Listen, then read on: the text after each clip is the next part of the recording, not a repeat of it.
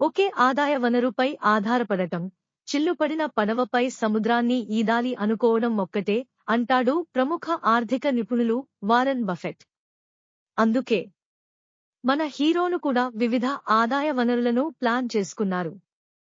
ఇటు సినిమాలతో సంపాదిస్తూనే అటు వ్యాపారాల్లోనూ బాగా సంపాదిస్తూ ముందుకు పోతున్నారు.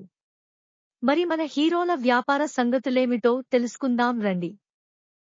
నాగార్జున అంటేనే పెద్ద బిజినెస్ మెన్. నాగార్జున చాలా రంగాల్లో పెట్టుబడులు పెట్టాడు. పైగా నాగార్జున చేసిన వ్యాపారాలు అన్నీ సూపర్ సక్సెస్ అయ్యాయి. ముఖ్యంగా ఎన్ గ్రిల్స్ పేరుతో నాగ్కి రెస్టారెంట్లు ఉన్నాయి.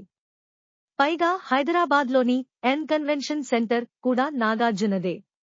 ఇక కేరళ బ్లాస్టర్స్ జట్టుకు నాగార్జున కూడా సహ యజమానిగా ఉన్నాడు. వీటితో పాటు నాగార్జున గారు N3 రియాల్టీ ఎంటర్ప్రైజెస్ అనే రియల్ ఎస్టేట్ మరియు కన్స్ట్రక్షన్ సంస్థకు అధినేతగా ఉన్నారు.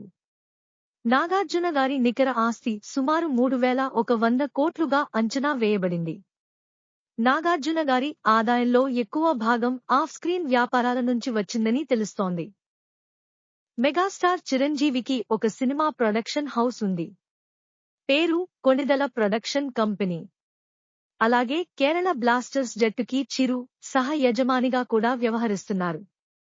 చిరంజీవి మొత్తం నికర ఆస్తి దాదాపు 1,650 కోట్ల రూపాయలుగా అంచనా వేయబడింది. ఆయన ఆదాయంలో ఎక్కువ భాగం సినిమాలు మరియు బ్రాండ్ ప్రమోషన్ల నుంచి వస్తుంది. మెగా పవర్ స్టార్ రామ్ చరణ్లో మంచి వ్యాపారవేత్త ఉన్నాడు. ట్రూజెట్ పేరుతో చరణ్ ఎయిర్లైన్స్ వ్యాపారం స్టార్ట్ చేశాడు. అలాగే చరణ్ కి పోలో క్లబ్ కూడా ఉంది. ఇది ప్రస్తుతం ఫుల్ సక్సెస్ లో ఉంది. ఎయిర్లైన్స్ వ్యాపారం మాత్రం నష్టాల్లో ఉంది. రామ్ చరణ్ నికర ఆస్తి సుమారు 1,370 కోట్ల రూపాయలుగా అంచనా వేయబడింది. అదేవిధంగా హైదరాబాద్లో అత్యంత విలాసవంతమైన నివాసాన్ని కలిగి ఉన్నారు. మోహన్ బాబు బిజినెస్ గురించి కొత్తగా చెప్పక్కర్లేదు. మోహన్ బాబుకి ప్రొడక్షన్ హౌస్ తో పాటు శ్రీ విద్యానికేతన్ విద్యా సంస్థలు కూడా ఉన్నాయి. హీరోగా మోహన్ బాబు సూపర్ సక్సెస్ కాకపోయినా బిజినెస్ మెన్ గా మాత్రం ఆయన సూపర్ సక్సెసే. ఆయన సంపద సుమారు 500 కోట్ల నుంచి 600 కోట్ల రూపాయల మధ్యగా అంచనా వేయబడింది. జూనియర్ ఎన్టీఆర్ కూడా దక్షిణ భారతదేశంలోని అత్యంత ధనవంతులైన నటుల జాబితాలో చేరతారు. టైమ్స్ నౌ నివేదిక ప్రకారం దేవర నటుడి మొత్తం నికర ఆస్తి సుమారు 571 కోట్లు అని అంచనా వేయబడింది.